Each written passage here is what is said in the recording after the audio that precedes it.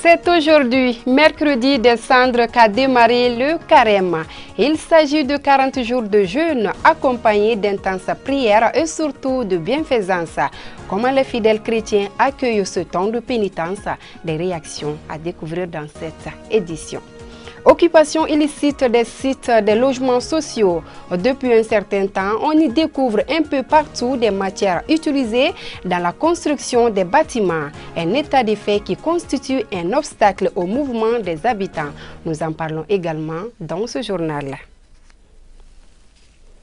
Bonsoir à toutes et à tous. Merci d'être au rendez-vous pour vous informer sur ORTM2. Je vous le disais à l'instant, aujourd'hui mercredi, des Cendres marque le début du carême, 40 jours pendant lesquels le Christ s'isola dans les 2 heures pour se consacrer au jeûne, à la prière et à la méditation. Le carême s'avère donc un moment de pénitence susceptible de renforcer la foi des fidèles. Plus de détails sur le carême, c'est dans ce reportage signé Sabine Keita. C'est parti depuis ce mercredi pour 40 jours de pénitence pour les fidèles chrétiens. Il s'agit de s'abstenir, de manger, de boire pour se consacrer à Dieu en intensifiant les actes d'adoration et de bienveillance. Autrement dit, ce moment constitue un tremplin pour les fidèles. Il est sanctionné par la fête de Pâques, la résurrection de Jésus-Christ. Il ne s'agit pas de mois de carême, mais il s'agit de 40 jours, un temps que l'Église donne aux fidèles pour se préparer aux fêtes pascales. Parler de règles pour le carême chrétien, moi je n'en vois pas beaucoup. Et seulement, c'est un temps de conversion. Mercredi des Cendres et vendredi saint s'imposent comme une obligation pour les fidèles qui devront faire preuve de solidarité et de compassion vis-à-vis des démunis. Pour ce qui concerne spécifiquement le jeûne, l'Église ne fait pas mention particulière. Le carême chrétien commence le mercredi des Cendres. L'Église oblige à jeûner seulement le mercredi des Cendres, le début du carême, et le vendredi saint, le dernier vendredi avant Pâques. Pour le reste, ça dépend de chacun. Il y a la prière, il y a l'aumône et il y a le jeûne. Ces 3 choses, je dirais, répondent à la vie chrétienne. C'est 24 heures. Quand je jeûne, moi je le fais pendant 24 heures. Quand je mange ce soir à 19 heures, je ne mangerai que demain à 19 heures.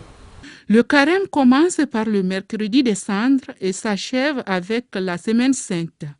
40 jours très importants pour tout chrétien pour assainir sa vie en renonçant au péché. Tout se fait dans la discrétion.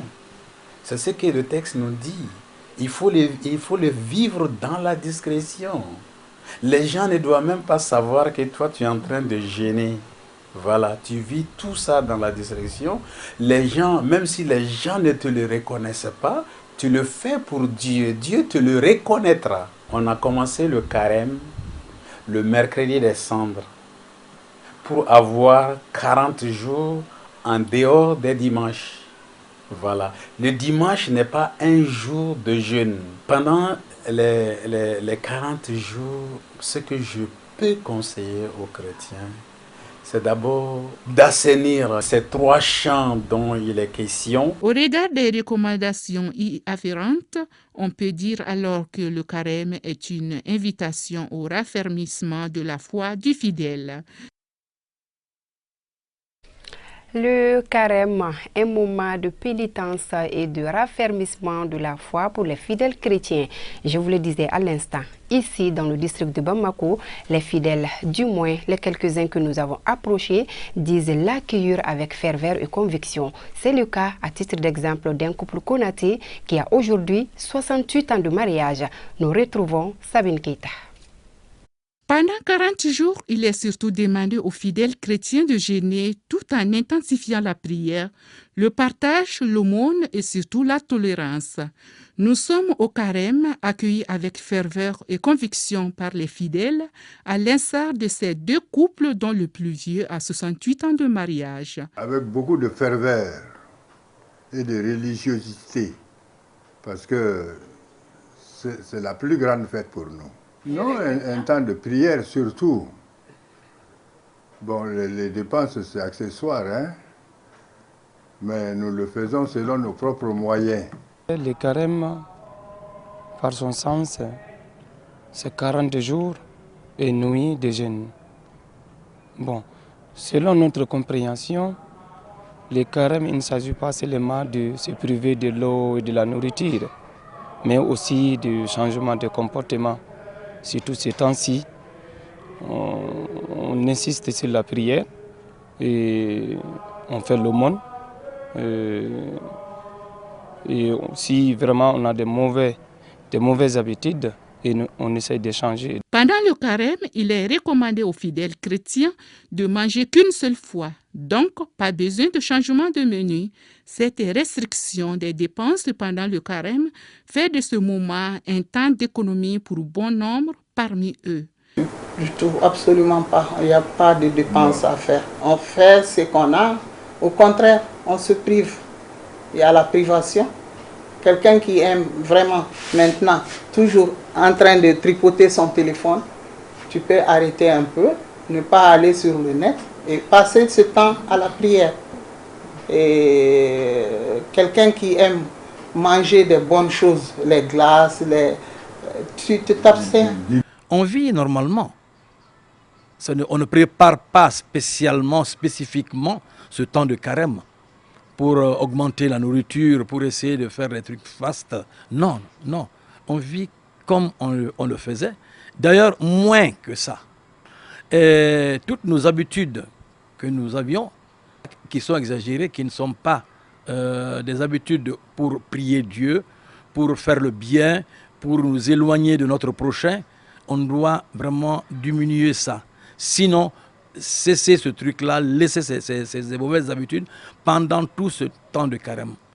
Le train de ce temps de pénitence ayant démarré, il ne reste qu'à souhaiter un bon temps de carême à toute la communauté chrétienne. Depuis un certain temps, on assiste à des occupations illicites sur les sites des logements sociaux. Il s'agit notamment des briques, du sable, des graviers et de bien d'autres matériels constituant souvent des obstacles au mouvement des habitants. Le constat a été fait par l'une de nos équipes sur le site des 1008 logements sociaux. Elle était dirigée par Bakary Kabadjakité. Ici, nous sommes à Atétébougou où par endroits l'occupation anarchique par des dépôts de sable et autres matériaux de construction sont visibles, obstruant ainsi le passage aux habitants. Ce comportement n'est pas du goût de certains. Cet acte n'est pas du tout bon dans un environnement. Nous avons aménagé ici pour gérer les cas sociaux. Je demande aux uns et aux autres d'abandonner l'occupation des voies. Pour être honnête, c'est vraiment dérangeant. Et moi, je pense que, je ne dirais pas dans le but, en parlant du Malikoura ou quoi que ce soit, parce qu'on n'a vraiment pas besoin de ce concept pour que les gens comprennent que la citoyenneté, ça commence d'abord chez soi. Éviter de déranger les autres. Je pense qu'il faudra des mesures fortes, parce que si les gens ne réagissent pas d'eux-mêmes, on a des autorités sur place qui s'occupent de cela. Moi, je pense qu'à un certain moment, ils doivent prendre les responsabilités en main. Bon, maintenant, il y a de ces gens-là qui, lorsqu'ils ont des festivités, ils occupent les goudrons, c'est-à-dire les voies publiques en un mot. Les gens, c'est-à-dire, n'ont pas accès, c'est-à-dire ne peuvent pas passer de façon commode. C'est-à-dire qu'il faut que les autorités prennent des mesures par rapport à ça là. Se frayer du chemin dans de nombreux quartiers donne du fil à retordre à la population. Rien ne vaut l'ordre dans la société et cela éviterait de causer du tort aux autres, en attendant que des dispositions idoines ne soient prises par les autorités. Les cartes de recharge téléphonique se vendaient comme des petits pains un peu partout au Mali. Aujourd'hui, rares sont les vendeurs qui en disposent. Ce état de fait s'explique par l'évolution du temps. On dirait alors que les cartes de recharge téléphonique sont tombées dans les oubliettes. Nous retrouvons Bakari Kabadjakiti. Les cartes de recharge téléphonique ont été mises en circulation pour faciliter les besoins de la population en matière de communication. Ces cartes longtemps utilisées ne sont pas disponibles à hauteur de souhait chez les revendeurs. Nos affaires ont connu une véritable chute. La carte s'est fait de plus en plus rare. Et on souhaite retourner à la carte prépayée afin d'accroître nos revenus. Je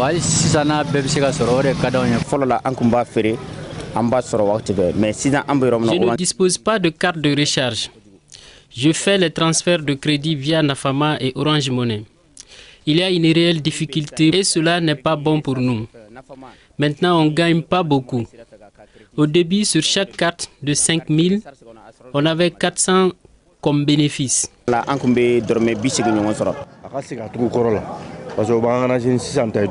Les cartes font nos affaires, contrairement aux autres opérations qui ont impacté notre activité comme Orange Money. Je fournissais les clients et je gagnais aussi. Beaucoup de clients préfèrent les cartes, car certains d'entre eux ont peur de donner leur numéro pour les transferts de crédit. Ces clients apprécient l'accessibilité de la carte de recharge. Selon lui, le transfert de crédit reste une question de choix de la clientèle. Moi, je préfère les deux. L'autre ne me gêne pas. On peut noter que la vente de cartes n'est plus comme avant à cause de la faible production de la part des opérateurs téléphoniques. C'est du moins ce qui ressort de notre constat. Les revendeurs ont émis le souhait afin que les réseaux téléphoniques augmentent leur production pour qu'ils puissent se tirer d'affaires. Une façon pour eux de satisfaire certains clients qui désirent se prépayer. Beaucoup de personnes pensent savoir comment se brosser correctement les dents. Bien qu'il s'agisse d'un geste quotidien, on le fait souvent de manière automatique. Il n'est pas rare d'adopter quelques mauvaises habitudes qui peuvent rendre le brossage des dents moins efficace. Le brossage des dents est une étape essentielle pour maintenir une bonne hygiène bucco-dentaire et un bon sourire. Comment le brossage des dents doit-il s'effectuer alors? Élément de réponse, c'est avec Mariam Sissoko. Si les dents peuvent être source de tracas, il faut savoir qu'une bonne dentition est synonyme de bonne santé. Les dents jouent un rôle important dans la digestion, dans l'alimentation de l'homme et puis dans la communication. Dans la bouche, on a au moins 32 dents pour les personnes adultes.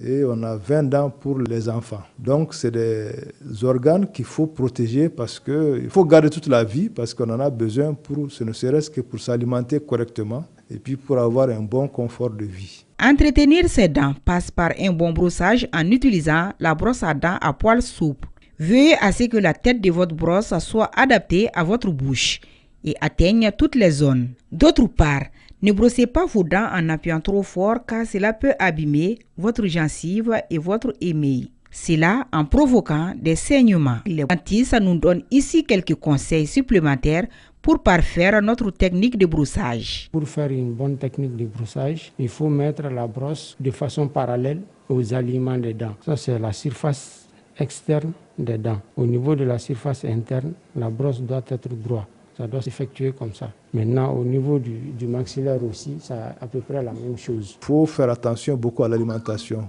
Les aliments très sucrés sont les aliments qui vraiment abîment les dents parce qu'il y a toujours dans la bouche des petits organismes qu'on appelle les bactéries, les microbes, qui utilisent ces aliments, ces restes d'aliments sucrés aussi pour dégager de l'acide. Et c'est cet acide-là qui détruit les dents. C'est ce qu'on appelle la carie dentaire et qu'on appelle un bambara soumou. Un bon brossage ne doit pas se faire à la hâte.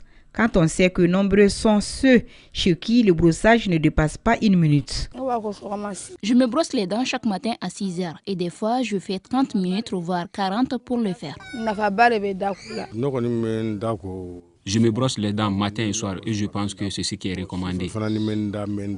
Pour bien brosser les dents, 2 à 3 minutes c'est largement suffisant. Et les dents se brossent par mâchoire, c'est-à-dire qu'on brosse d'abord une mâchoire, les dents d'une mâchoire, toutes les faces. Quand on termine avec une mâchoire, on brosse aussi les dents de l'autre mâchoire. Donc une minute et demie par mâchoire c'est largement suffisant. Surtout que si on les brosse le soir avant le coucher, ça trouve qu'on a mangé il n'y a pas longtemps, donc les restes d'aliments ne sont pas assez durs, c'est facile à enlever. À chaque fois que vous vous brossez les dents, n'oubliez donc pas de brosser la langue. Le brossage de la langue doit se faire avec un outil adapté qui s'appelle le gratte-langue. Il faut éviter de se brosser la langue avec les poils de la brosse à dents au risque de provoquer les lésions.